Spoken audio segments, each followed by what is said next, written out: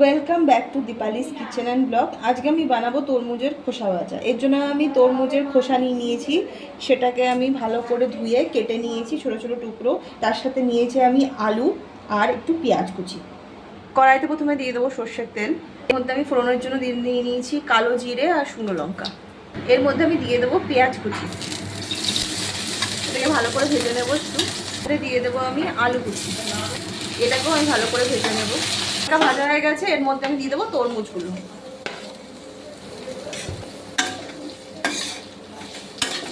এবার এর মধ্যে দিয়ে দেবো লবণ আর হলুদ।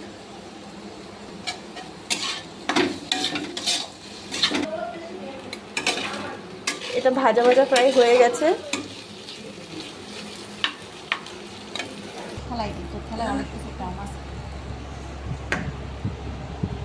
এ দেখো কি সুন্দর হয়েছে ভাজাটা, তরমুজের খোসা ভাজা।